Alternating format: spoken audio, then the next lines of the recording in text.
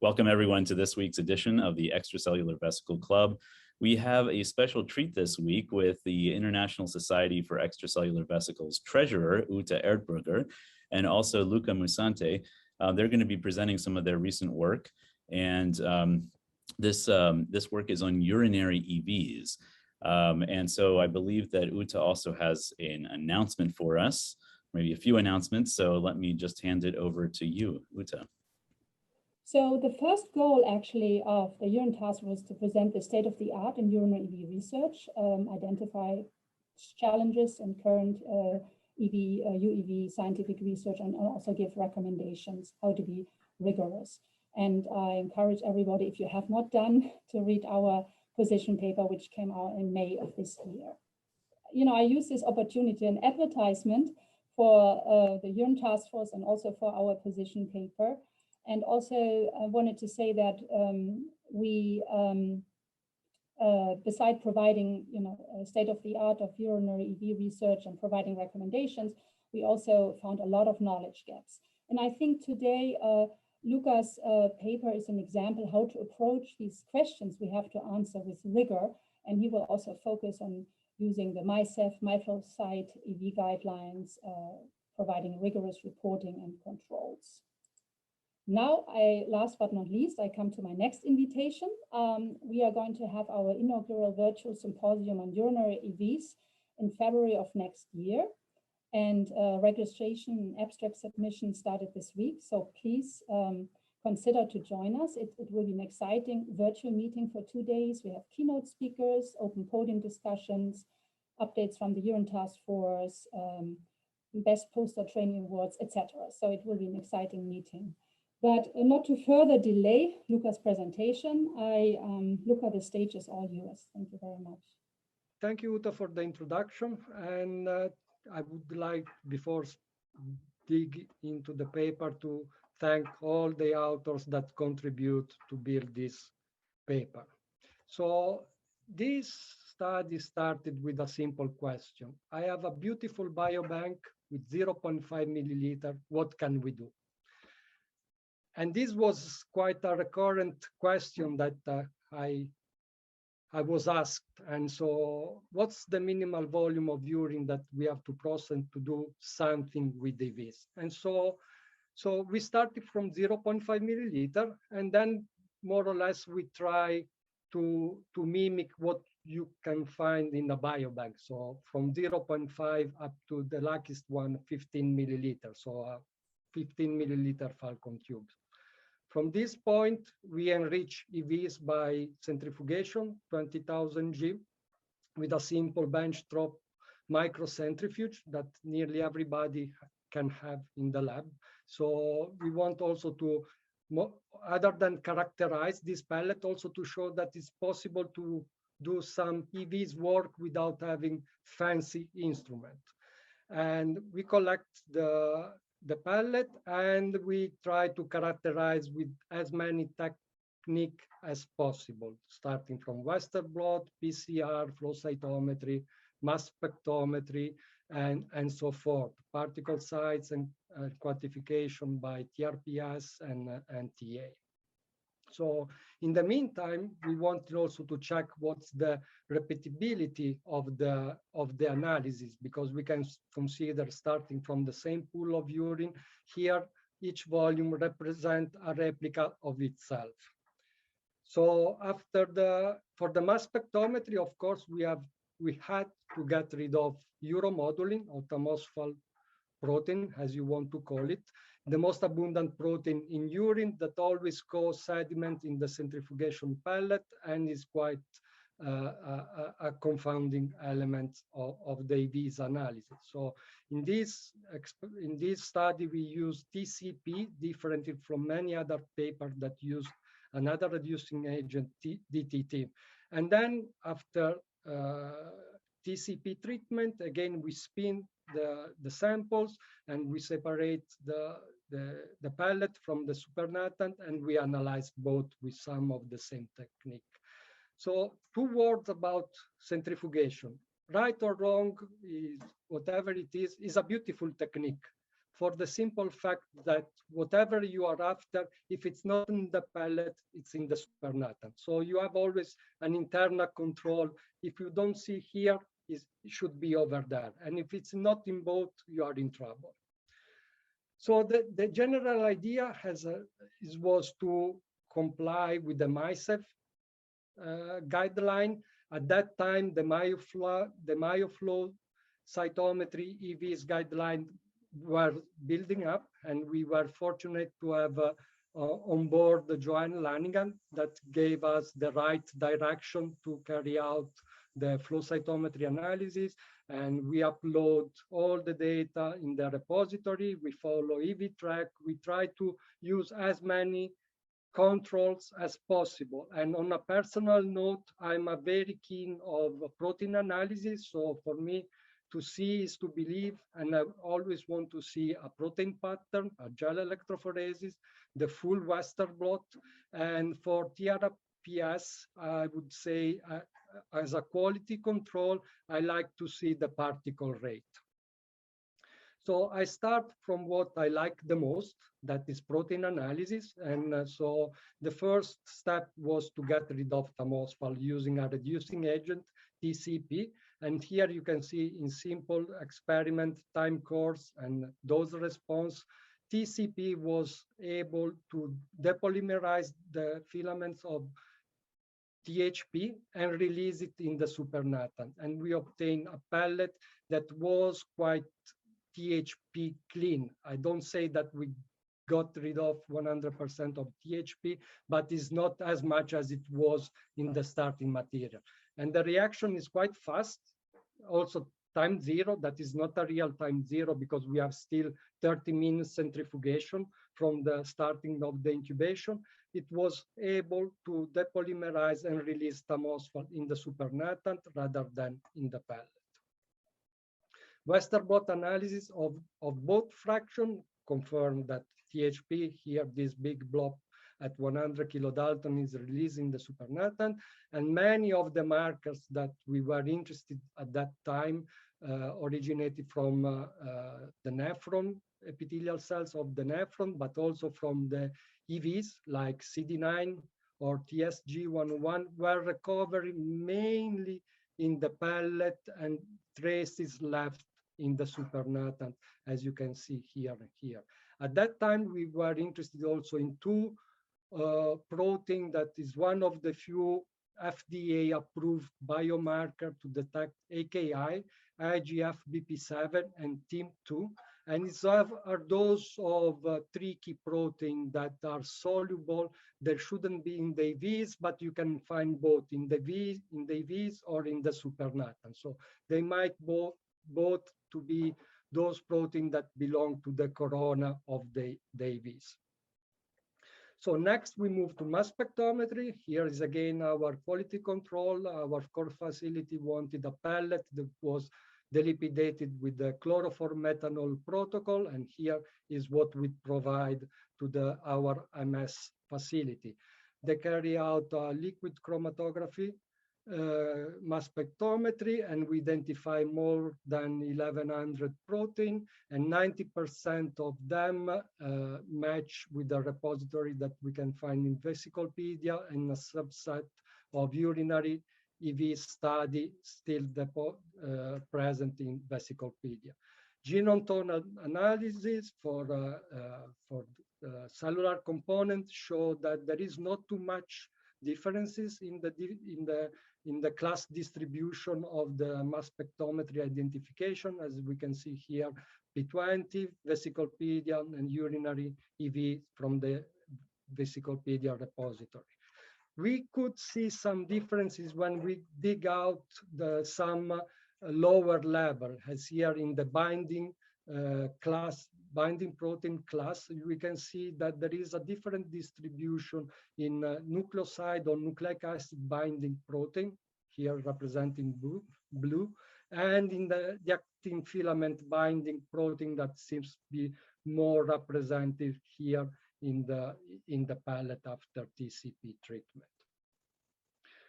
And when we change algorithm and we use David, here for cellular component on top of the list. After we ran the list with the high probability, we got extracellular exosome. So we have the final proof that we have EVs and we have also exosome in the pellet. And just to finish this chapter of the analysis, we want to check what's the volume of urine necessary to detect in Western blot any of the markers that were on the plate. And here it depends on the abundance of the markers, but also the specificity and the quality of the antibodies. And we could see signal, for example, for TSG101 at 0.5 milliliter or TIM2, or for other, we had process or to load on the gels something more, like for CD9 up to have a clear band at least 9 milliliter. Of course, we had some negative control, and we were after to calreticulin and calnexin, and we use both some kidney tissue from rat, and just to check the species specificity, we had a pellet of saliva. And here, depending on the marker, we had different volume. And as a rule of thumb, I would say to play safe, at least 5 milliliters should be enough to detect at least this marker. But as I show, and I didn't comment, for example, for a very low representing marker, nephrin, coming from the glomerular filtration barrier, we could see signal when we load the equivalent of 20 milliliter. So it really depends on the abundance of the marker itself. So on the same page of Dr. Raposo, to see is to believe, and here we have a gallery of Cryo-EM, where we can see the heterogeneous distribution of EVs. We have different sites, morphology. We could see without TCP treatment the filament of tamosphere protein that still play an enigmatic role in the EV analysis. And here it looks like that there might be an interaction between the filament and the EV itself. And I want to spend 2 words about tamosphere protein. The name comes from the 2 authors that found tamosphere, and they were neither nephrologists or urologists, but were just virologists. And especially Igor Tam was looking for inhibitors in urine that could prevent hemagglutination from the influenza virus. And he found it in tamosphere protein or uromodulin. So it's not so far-fetched that since the similarities between EVs and viruses that there might be an absorption of some subtype of EVs on the filaments of THP. And this is the pictures. We have different sites, morphology, but we have also complex and composite structure that we haven't found a name yet to describe this structure, but we could see 1, 2, 3, 4, 5, 6, 7 particles inside a larger one that show a bit of probably glycocalyx, a bit of hairy, a bit of small spots on the surface. So it looks like as it was a matryoshka or a Russian doll. And again, some of the pictures are quite interesting because it gives us the idea that these EVs are active, are dynamically active, so much so that seems that this one is just splitting from this one. And we can see here, after TCP treatment, we get rid of the filament of THP or uromodulin, we cannot see. And we obtain different EV for sites and morphology. And here in this original picture, we can see also EVs originated from other EVs. For some reason, this is quite characteristic in these pepper bell shape EVs. And here again. So we do have EVs independently in the pellets, independently from the presence of uromodulin. So we have EVs, we have characterized, we have a lot of proteins. So the next step was to determine the particle size distribution and the particle counts. And we use the platform that we have in the lab. And I start from the TRPS, the ISON, the Q nano, and here is our internal quality control. That is simple, the particle rate of the three measures. And for each point, for the EVs collected in each volume, we had a triplicate, a 3 different pressure. And here you can see some of the problems that we can experience during the measure. That is basically is the nanopore blockage. And we can see here a blockage here. And the trick is, of course, you pause when you see that you lose count, you pause, you try to unclog the nanopore, and then when you start again, you just hope that the particle rate after the unclog is the same that it was before. Sometimes it is, but sometimes it doesn't. And you can see here in these sites. But then you keep on measuring until 1,000 events.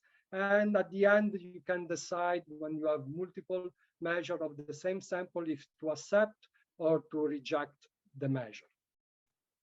And here is the particle concentration when for the pellet measuring TRPS with the Q nano in NTA, here without Euromoduling removal. So this is the, let's call crude pellet, and this is the pellet without THP, and we measure also the particle size number and distribution of the what is left in the supernatant. And then I showed in the previous slide, this is mainly thermophile protein. And of course, the higher is the volume, the more EVs you collect. And when you normalize by the starting volume, here is we can work out the coefficient of variance. So particle size distribution didn't change across the volume, starting from 0.5 milliliter up to 13.5 milliliter. It was the same for TRPS and NTA. You can see here the particle size distribution. It's quite peculiar, the size distribution in NTA using the zeta view. That urine is one of the few samples that has its own characteristic double particle size distribution. And there is always a shoulder here in the range 200, 1000 nanometer. Here from the supplementary table, we work out the coefficient of variance for both technique is around 70% across the volume for TRPS and 25% for NTA. And it was, I don't know if it's by chance or not, here we use a nanopore membrane 300 because we wanted to analyze EVs without filtering, without processing. We wanted to see what was the close composition. And as you can see here, the mean, median, they are very close, despite that two completely different principles to measure the size. So then we move to flow cytometry, and we implemented already before the my flow cyto the same guideline. And I start from here with the buffers alone, buffers plus reagent, unstained EVs, and then the stained EVs. And as here we can see, although we usually filter the buffer 0.1 micron syringe filter, we can see that we have some noise here in channel 7, that is the emission of the excitation in the violet and also in the red. And what it's interesting and gave us some headache and still gives us some headache is the autofluorescence of the urinary EVs, especially with the emission in the red here. And we had to create an additional gate to identify the autofluorescence to distinguish from the signal from an Xin5. And of course, here we don't know what is the percentage of signal originated from an X-infrared or from the autofluorescence. And of course, we use additional control like the MESF bits, so we can normalize or give the other the opportunity to compare our data with flow cytometry with different platform and design.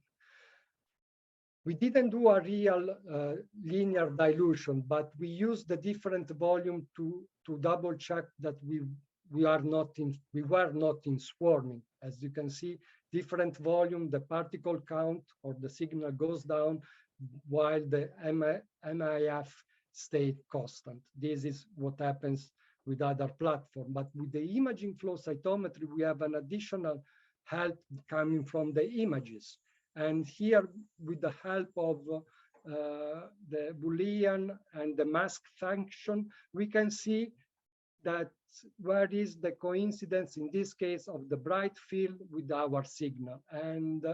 And although we are not swarming, we can see, and here we select some of them, we can see coincidence of two particles crossing the cells at the same time here and here. So imaging flow cytometry is of great help. We can see where there is the coincidence. What it can't tell, and here I cannot have an answer, I don't know this signal, how many particles originate from this signal here. Is one EV singles or is more than one EVs, as we saw in Cryo-EM, where when we work in small volume, it's not far-fetched to see that we have multiple EVs that form a bigger structure, above and beyond the multi-structure that I showed earlier. And we carried out, of course, the detergent lysis, and we check again with the QNano here, and we can see the decrease of the counts, but also with our staining. And here we can see the drop of the signal also for the autofluorescence, an X-in5 and all the other channels. So again, we wanted to work out, again, here we show the more you have, the better is. And when we normalize by the starting volume, we experience some problem, especially here for the autofluorescence detected in channel 5, that is camera 1, that is for the excitation in the green and in the orange laser.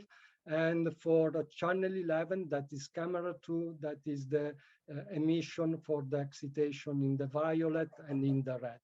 And here, and for podocalaxin, as here you can see, when we try to normalize by the starting volume, we really didn't manage to normalize. And as here you can see the coefficient of variance of 56% for the autofluorescence, even worse for podocalaxin, 98%. And when we look at the single staining, it's even worse for the autofluorescence with a coefficient of variance more than 100%. What was interesting that when we, in the gate, we get out the autofluorescence and we look at only podocalaxin positive events, we managed to see a better CV than before. This suggested us that there could have been a sort of co-expression or co-sedimentation of the autofluorescence with podocalaxin, and here is what we found in the analysis. Again, we used the Boolean function and the mask, and here you can see the merge of the signal originated from podocalaxin positive EVs and the autofluorescence. And here is the function that counts the coincidence of the events. And this happened at very low, medium, and high scatter. qPCR, our colleague, Dr. Bonta in Valeria Mas' lab, carried out the qPCR assessment of microRNA, and she picked 4 or 5 microRNA. And again, we could see a decrease of the delta CT, and that means that higher volume of urine provide more EVs, provide more signal.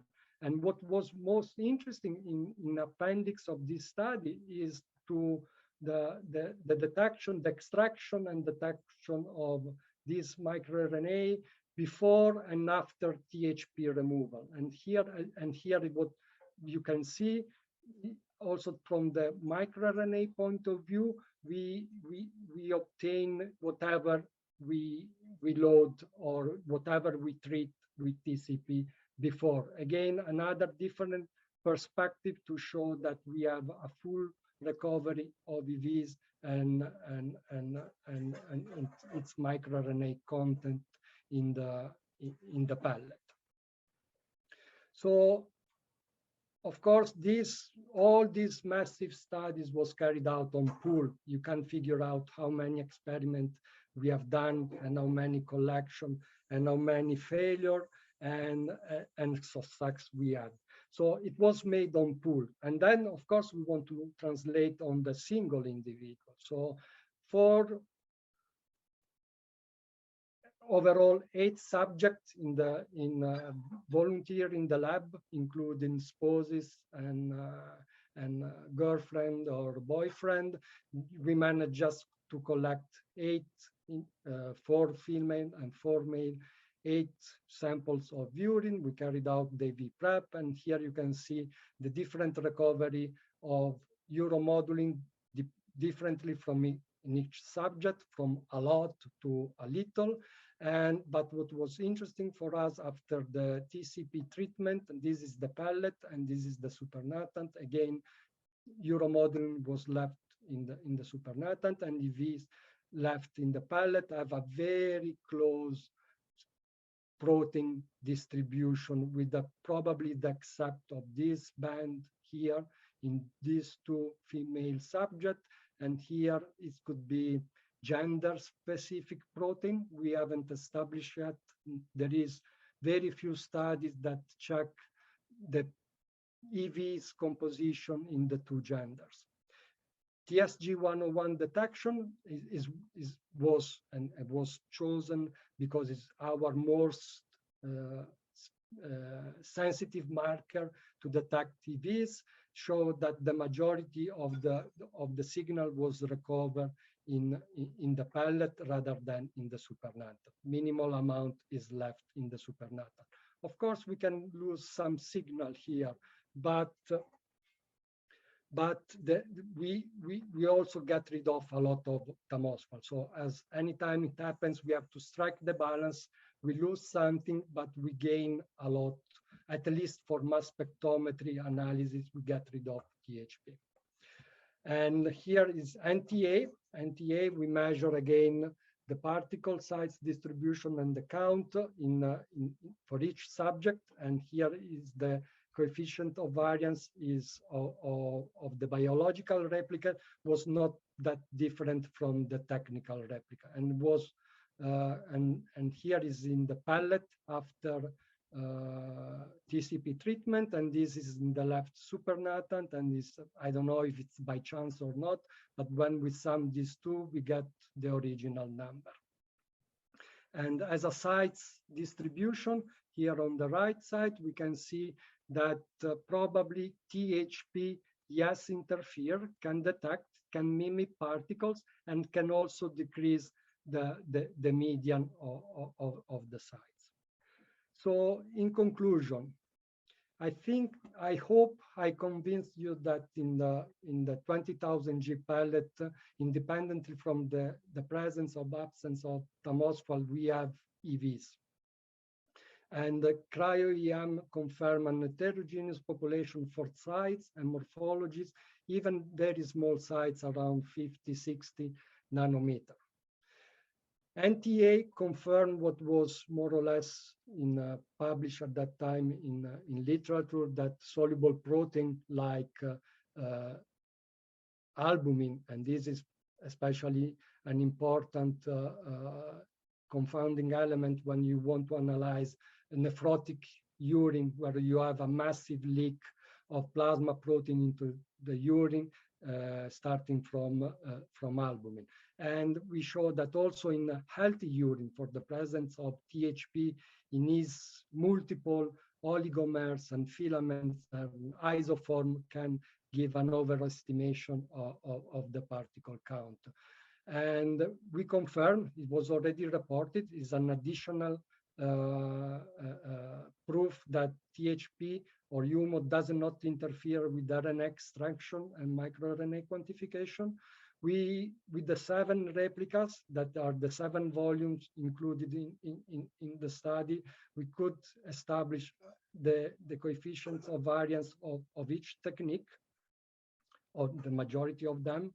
And what was interesting from the flow cytometry analysis was the autofluorescence that seems to be of glomerular origin, because podocalcin, the marker that we choose, is exclusively expressed in the nephron from the podocyte, specialized epithelial cells of the glomerular filtration barrier, but also from endothelial cell. But being healthy urine, we hope that no one had leakage of podocalcin from the endothelial cells into the urinary pole. And moreover, and here what I can provoke, and I ask to the audience, and do we experience energy transfer on the EV surface in a multi-parametric analysis? Because we are carrying out a staining on a very limited surface. I mean, it's 50 nanometer, 100 nanometer in size. Depending on the density of the antigen on the surface, we might be within the size of FRET, so transfer of energy that could quench or could amplify. And we think that in the detection of podocalcin with an Alexa antibodies conjugated with Alexa 405, there was a weird transfer of energy between the autofluorescence that still today is unknown what is responsible, and the dye.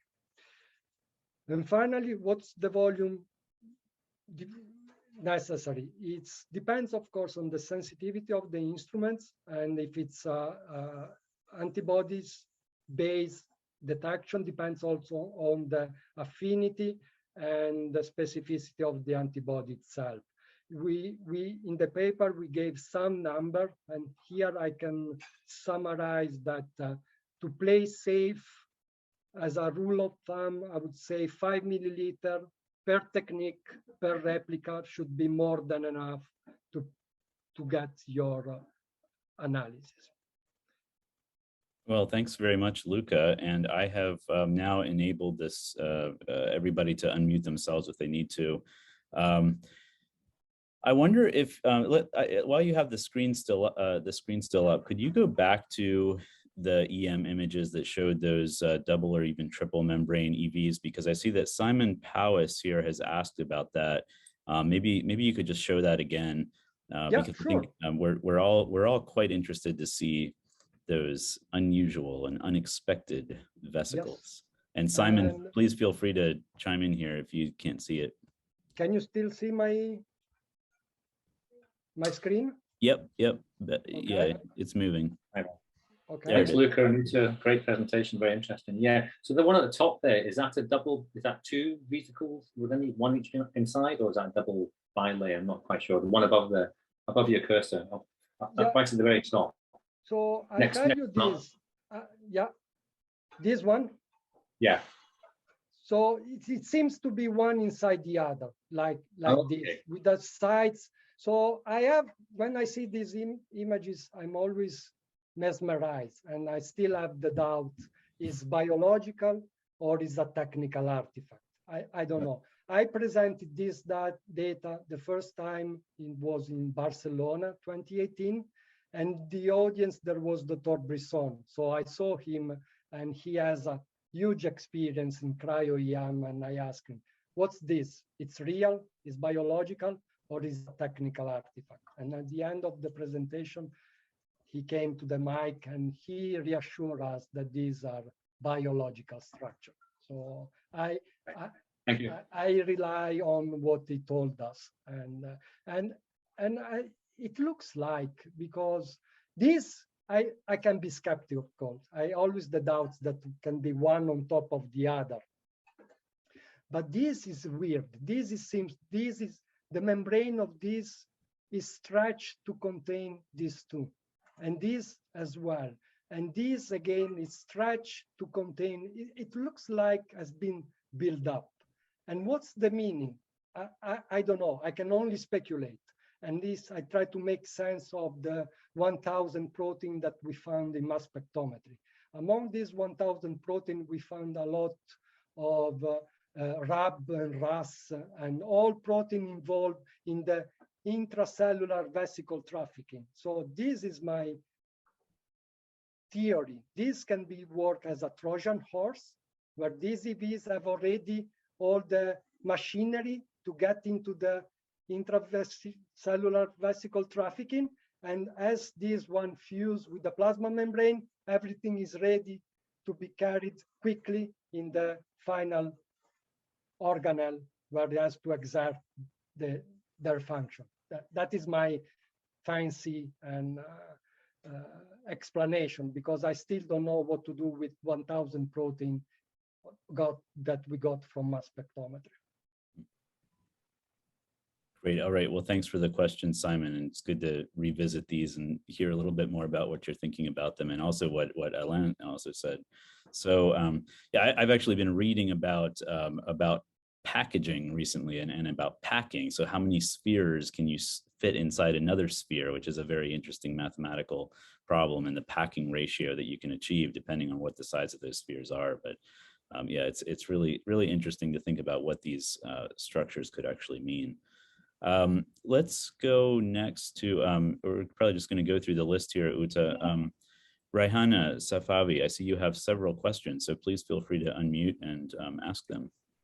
Hi, everybody. Thank you so much for your presentation. I was wondering, what is the exact difference between urinary EV and, because I'm working on a EV from serum and plasma. What is the difference? And I'm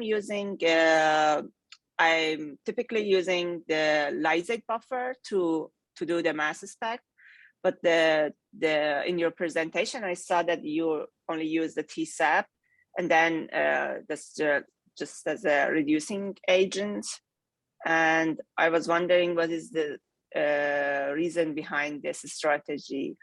Also, I wanted to know that how you can be sure about the purity of the EV purification, because we always see some proteins which is aggregate and come in a pallet, specifically when we are using low speed centrifugation.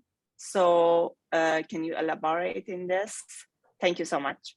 Yeah, no problem. Of course, we compare two biofluids that are completely different, and both of them have their own pros and cons.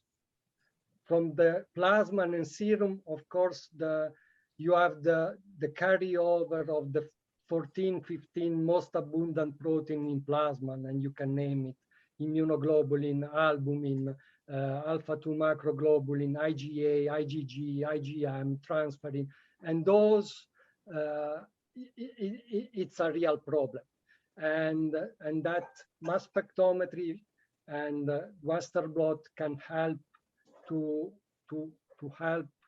understand how much clean, without forgetting, because, and should be on top of the list, lipoprotein.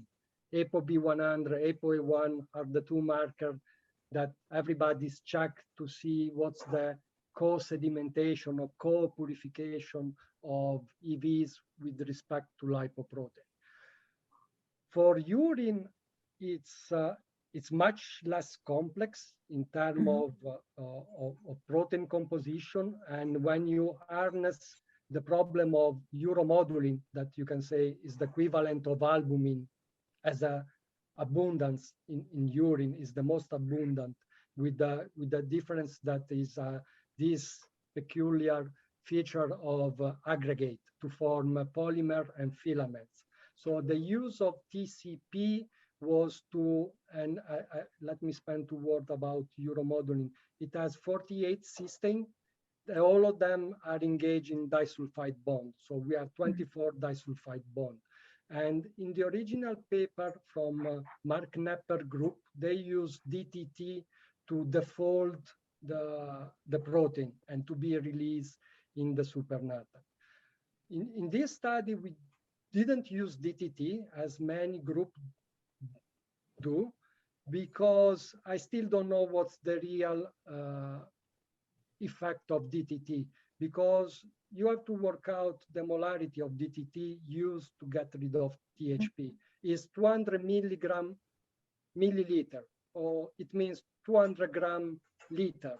And if you divide for the molecular weight, 154.2 gram mole, at the end, we have a reducing agent used at a concentration of 1.29 molar. So this doesn't make any sense when in mass spectrometry, 10 millimolar is already more than enough. So DTT in that context does something different and above and beyond the reducing power. So we opt for TCP because it's a little bit more powerful, and because it's more flexible, because if you want not having a thiol group as a reducing agent, in theory, if you want, you can carry out reduction and alkylation in the same reaction. There is not too much of alkylation of iodoacetamides, for example, with TCP. And when we found the condition, and in the paper we report it, and the trick is to have a successful reaction is to work in very low ionic strength. So in few words, not sodium chloride. And sodium chloride is one of those factors that the authors Tamos, Igor Tam, and Frank Leplin-Horsfall use as a salting out to precipitate, because it favors salting out and polymerization of THP. So when we found the condition, 10 micromolar TCP was more than enough to denaturate the polymers, to denaturate THP, and to be released in the supernatant. The trick, and we didn't report it, but if you use PBS, doesn't work. So if you carry out the reduction in PBS, you keep on finding the THP in the pellet. And, Thank you. And it worked, but and that's it. And there are papers published, and I think also one on Scientific Report, my former group in Italy, on plasma EVs, where they use beta mercapto followed by a Cauchy gradient. They could denaturate plasma protein and to have recover EVs in the Cauchy that were quite free from these soluble contaminant proteins. Luca, if I may jump in, I see a couple of questions asking how the urine was collected. And also there's a question, can the urine be spun down and the pellet frozen or kept cold for shipping and storage? And what about time of day reproducibility? So going back to so it was first morning urine, and all the participants, independently from pooling or individual, we asked to collect first morning urine, and then go to the lab, spin maximum of the speed 4600 G to get rid of as much possible of THP for 30 minutes, and then we carried out the prep. And since we have microcentrifuge tubes, we store the EV pellet as a pellet. So we didn't resolubilize until the use. So we follow the general rule, if there is no water, there is no enzymatic activity, there is no, it's better preserve whatever you have, especially what we are concerned the most is usual proteases. So we store the pellet as a pellet. I think, thank you, Luca. Ken, I see another question from Brian Bird. Maybe, do you want to ask it yourself, Brian, or shall I read it? Well, hi, congratulations on this work, and so nice to hear this. What I was wondering is, you know, Luca, I heard you saying that the size distribution by NTA of urinary EVs has a very characteristic and somewhat unusual appearance with a double shoulder, with a double hump, basically, and a shoulder on the right. And I think you were saying it's similar across different studies. And what I was wondering is, did you find, though, that there's a shift toward bigger EVs when you use this lower centrifuge speed pellet? And if not, does that suggest anything interesting about like how the EVs are getting into the urine, some sort of a size barrier or something like that? Yeah, so yes, when we measure here, I go to the, we found this is the analysis in NTA from the 8 different subjects without TCP treatment. So it's the crude pellet where we know we have tamosphenol, because the figure, I split the figure in two. So this is the crude pellet I call. This is after TCP treatment, and here this protein pattern, and we see that THP is gone, is shift in the supernatant. Here we can say that, yes, of course, we have some EVs, but not as a rule of thumb, this can be 1/10 of the signal that we obtain here. But then when we measure in NTA, number-wise, it's very close. And I think that number can originate from uromodulin. And as sites, looking at the median, we have that when we get rid of THP, we have a slightly increase of the median to 200 nanometer. So I don't know what trick is playing THP when it's together. It's really difficult to say what's going on in that pellet. And here is can also provoke and say how good we are in establish the polydispersity of our EV pellet when we concentrate whatever is the biofluid from 10 milliliter in 50 microliter. So we have EVs that were used to stay in 10 milliliter, and now all of a sudden are in 100 microliter. So the interaction, the probability of interaction in such small volume is very high. So, and the Cryo-EM is just 20 microliter on the grid, snap frozen, and then we see, and we see a lot of aggregation. This one, and this is in solution. So, and so it is in solution, and then we NTA probably we dilute more to stay in the dynamic range. But this EVs interaction that we can see here, with and without THP it's difficult to predict. It's difficult to keep track. We can only do some assumptions. So it's not easy. That's very helpful. I want to just clarify the question a little bit. I was wondering if you compare to the traditional sort of high speed pellet, do you find that there, if you were to superimpose the size distributions, is there a shift with your lower speed pellet? Yeah, yes. And I have a couple of slides that I kept it for this question, because we asked ourselves differences and similarity between the two pellets, and we have been working on it, and I can show, and we agreed to show some preliminary results that are outside this paper and are here. The first one is just a Western blot qualitative detection of markers and in the two pellets, and here we load the same volume, so 10 milliliter, the pellet from 10 milliliter, the supernatant ultracentrifugation, and we load the whole pellet. And this was for qPCR and for Western blot. And as you can see here, the same marker is found in both.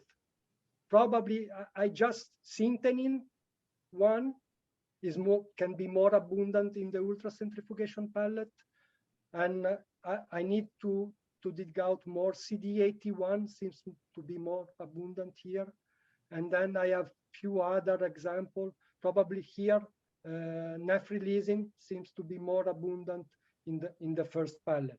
And as a particle size distribution, here it goes. And here, when we overlap, they more or less have the same profile with this, depending on the sample, depending on the dilution, sorry, this shoulder can be more or less pronounced. And again, TSG 101 looks very alike. What I can speculate is in the P100, there is these two proteolytic product, more in the P20. And so this doesn't say that the two are the same, of course, but let's say we might have EVs that seriously overlap. What is the fraction of the overlapping? It's not known. And we are working on that, and we have an ongoing study where we are waiting for MS analysis from both pellets, P100 and P20. So maybe next urinary EV events, we might release some more preliminary data. But this is also one of the goal of the task force to clarify and to feed the community with this unanswered question. Thank you so much. I have other questions, but I'm taking up too much. Thank you so much. Yeah, thank you, Luca. I kind of, you did discuss my provocative question, which pellet is better? And, for biomarker discovery, P20 seems to be so easy, and it's easier to get rid of TEM phosphol, it's accessible and large quantities. And so, but there is more to learn and we don't know yet. So, yeah, but I really appreciate all the rigor. The driver is this one.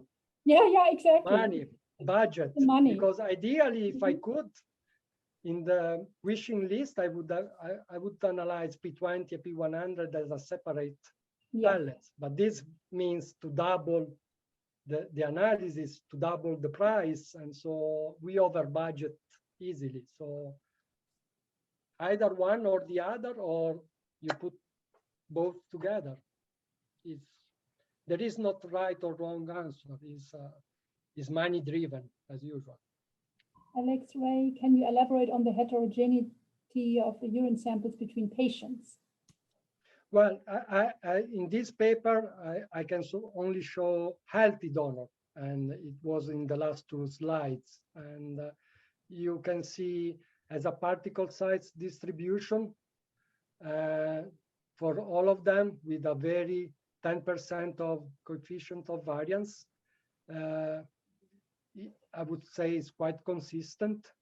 And as a protein pattern, as I can speculate, looking at the protein patterns look very alike. Probably the only difference, as I mentioned earlier, is these two proteins in the female group, and a little bit more or less THP that can be recovered in the pellet. And anyway, I didn't report it in this presentation, but it's present in the paper, because THP can be still present as an EV protein, because it's usually synthesized as a GPI anchor protein from the ascending limb of Henle's loop epithelial cell. So usually there is a proteases that cleave, it releasing the lumen, and then start to form the two PDZ domains start to interact and form the oligo and polymer. But in the mass spectrometry analysis, we found also two peptides that match with the sequence that is after the cleavage site.